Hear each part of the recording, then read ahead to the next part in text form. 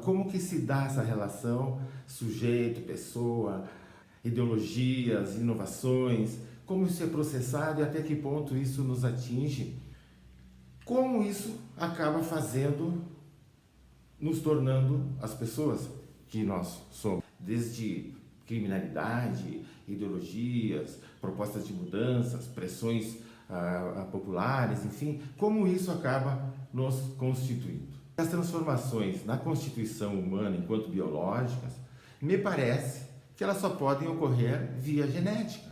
Os processos psicológicos envolvidos em todo o processo de mudança. Todo acontecimento de mudança, existe um processo psicológico que os acompanha, porque senão não haveria o entendimento do que está se passando, nem com o ser humano, nem com a espécie, nem com o momento histórico. Isto pode gerar uma discussão bem interessante, né? Uma discussão interessante no sentido de que quanto daquilo que a gente pensa é genético e quanto daquilo que pensamos é, de fato, constituído. E qualquer transformação genética que ocorra conosco, como já ocorreram muitas, pouco tempo atrás, pode-se dizer assim, não é? Tínhamos uma postura diferente, tínhamos uma estrutura cerebral diferente. Tá?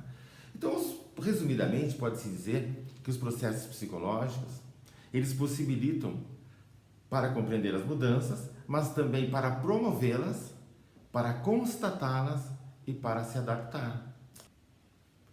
Fazendo um resgate, não é?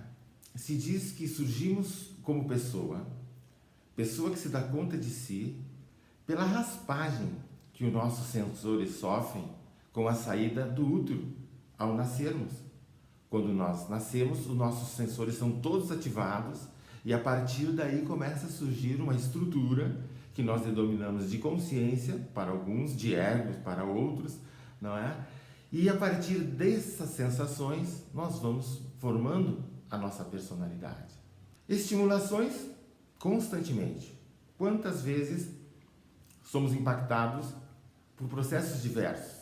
Saúde na família, saúde em geral, a educação, subimos de nível, alcançamos um outro patamar, não é? E quantas vezes nós sofremos impactos no processo político?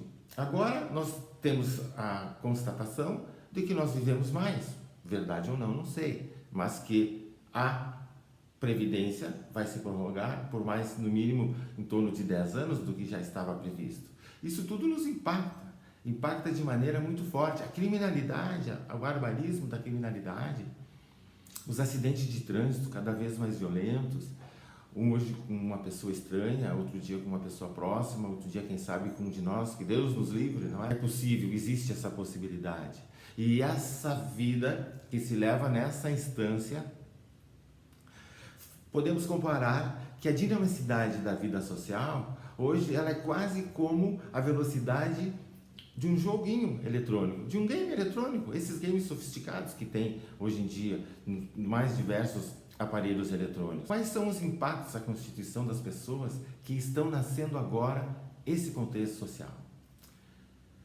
E para complicar um pouco mais, né, qual é o impacto desse contexto atual nas pessoas que já estão habitando o mundo, mas que não foram preparadas para viver este tipo de qualidade de vida?